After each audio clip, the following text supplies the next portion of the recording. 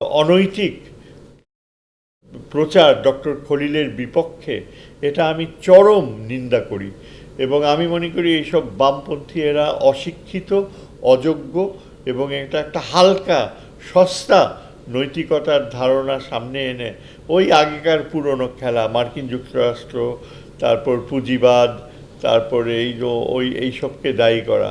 এদের উদ্দেশ্য হচ্ছে বাংলাদেশের যে এখন যে নিরাপত্তা ধারণার দিকে আমরা অগ্রসর হচ্ছি সেই তার মেরুদণ্ডকে ভেঙে যায় এবং এর জন্য আমরা জানি যে ডক্টর খলিলের যে অসাধারণ সার্থকতা বাংলাদেশকে জাতিসংঘের প্রেসিডেন্টের পদে ভূষিত করার ক্ষেত্রে তার যে একক সার্থকতা এবং সেখানে আমাদের এই বর্তমান প্রধানমন্ত্রী তারেক রহমানের যে সমর্থন, তার কারণে বাংলাদেশ একটা নতুন উচ্চতায় উঠে গিয়েছে।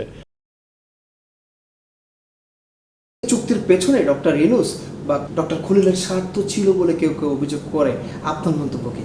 আমার মন্তব্য করছে এই ধরনের অভিযোগ যারা করছে তারা ভারতের মদতপুষ্ট, তারা ভারতীয় অর্থে তারা পরিচালিত হচ্ছে এবং আমি নিশ্চিত যে ভারতীয় গোয়েন্দা বাহিনীর এদের ইন্সপায়ার করছে এবং এইসব ব্যক্তিরা, এইসব যারা বলছে তারা আমাদেরকে একটা বিপজ্জনক পরিস্থিতিতে ফেলতে আগ্রহী।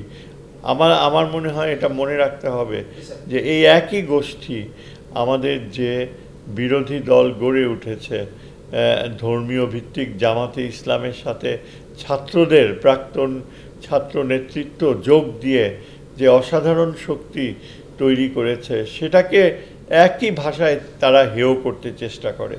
তারা চায় এটা বলতে যে জামাতের সাথে সংযুক্ত হয়ে প্রাক্তন জুলাইয়ের যে নেতৃত্ব তারা নাকি মৌলবাদকে প্রশ্রয় দিচ্ছে। এটা সম্পূর্ণ মিথ্যা কথা, সম্পূর্ণ অবাস্তব কথা।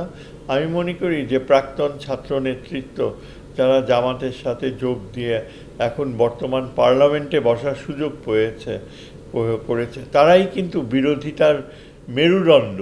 এই সরকারের যেসব দুর্বলতাগুলো রয়েছে, যেসব ভারত প্রভাবিত কিছু ব্যক্তির প্রভাব হয়ে বাংলাদেশে একটা ভয়াবহ পরিস্থিতি সৃষ্টি করছে, যেমন এই যে মূর্তি দাঁড় করানো সহ নানা রকমের প্রচেষ্টা, ভারতীয়দের বা হিন্দুত্ববাদীদের প্রশ্রয় দেয়া এবং দেশে একটা বড় ধরনের সংবেদনশীল পরিস্থিতিকে আগুন জ্বালিয়ে দেয়া, এটা করছে এই একই গোষ্ঠী যারা জামাতে ইসলামীর সাথে এই নতুন ছাত্র নেতৃত্বের যে মিলন, যে রাজনৈতিক দলের যে পরিচালিত একটা শক্তি যেখানে নৈতিকতা রয়েছে সেটা ভেঙে দেওয়ার জন্য এই একই বিরোধী শক্তি সচেষ্ট হয়েছে।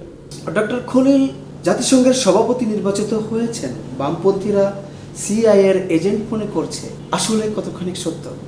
দেখেন, এইসব বামপন্থীদের অ্যাবসলিউটলি এদেরকে কারাদণ্ড দেওয়া উচিত এবং এদেরকে নীরব করার জন্য এদের মিথ্যাচার এবং ধারাবাহিক যে অনৈতিক প্রচার ডক্টর খলিলের বিপক্ষে এটা আমি চরম নিন্দা করি এবং আমি মনে করি এইসব বামপন্থী এরা অশিক্ষিত, অযোগ্য এবং এটা একটা হালকা সস্তা নৈতিকতার ধারণা সামনে এনে ওই আগেকার পুরনো খেলা মার্কিন যুক্তরাষ্ট্র, তারপর পুঁজিবাদ, তারপরে এইসবকে দায়ী করা।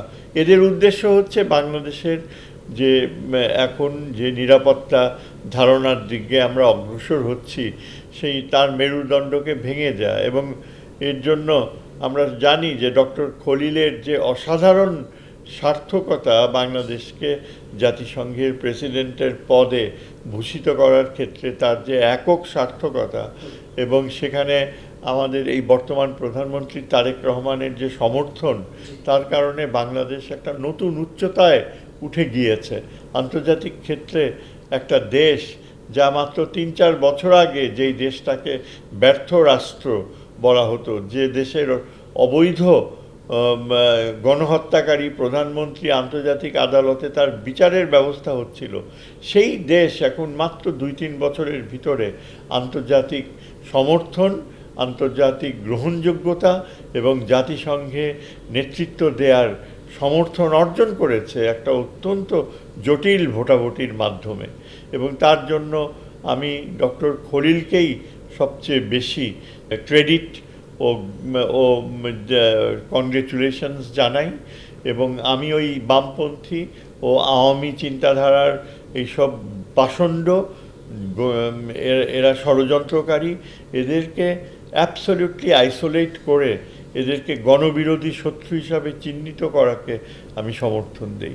সাংবাদিক আকবর হোসেনকে দেওয়া এক সাক্ষাৎকারে আপনি বলেছেন, ভারত বাংলাদেশের বিরুদ্ধে ভয়াবহ চক্রান্ত করছে। ভারত কি 1982 সালের মতো বাংলাদেশে আরেকটি অগণতান্ত্রিক সরকার আনতে চায়? এক্স্যাক্টলি। এটা ভারত যে বাংলাদেশের বিরুদ্ধে একটা মারাত্মক ষড়যন্ত্র করছে এবং বাংলাদেশের অস্তিত্বকেই তারা প্রশ্ন করছে, তার স্পষ্ট প্রমাণ হচ্ছে তাদের এই যে নবনিযুক্ত যে রাষ্ট্রদূত, তিনি এই স্থলপথে বাংলাদেশে প্রবেশ করে যে কথাগুলো উচ্চারণ করেছে।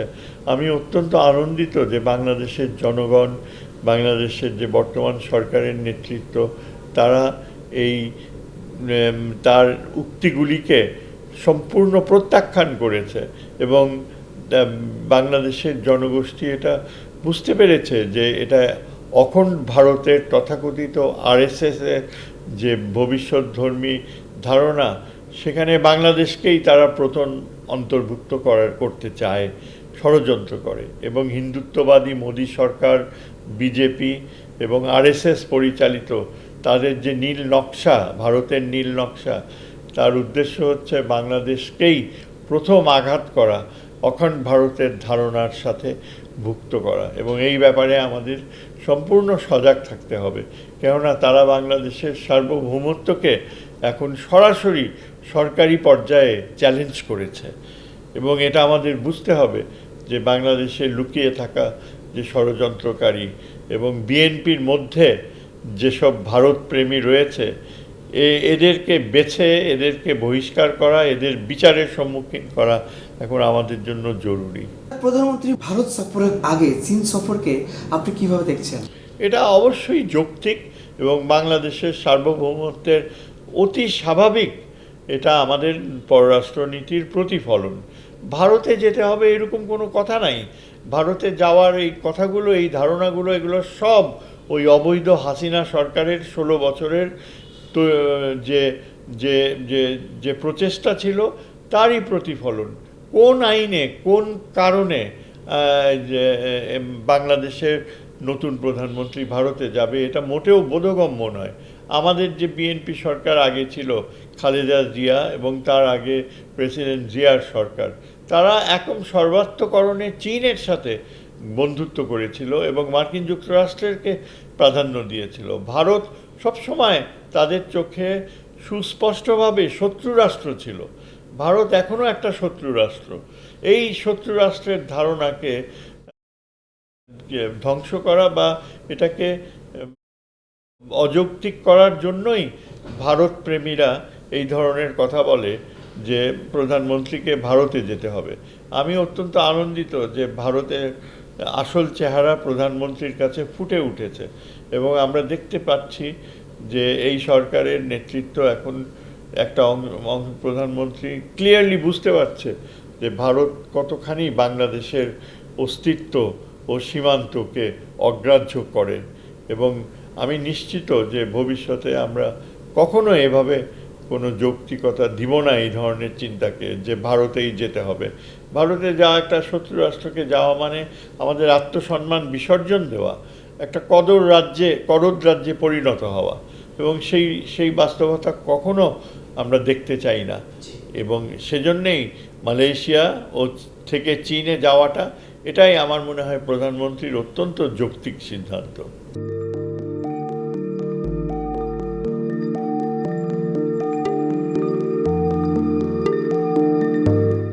জানুয়ারি 2026 ইউটিউব জার্নালিজমের অগ্রদূত change.tv.press সংগ্রাম মুখর 7 বছর পেরিয়ে পা রাখলো গৌরবান্বিত 8 বছরে। এই আনন্দ প্রহরে সবাইকে নিরন্তর শুভেচ্ছা।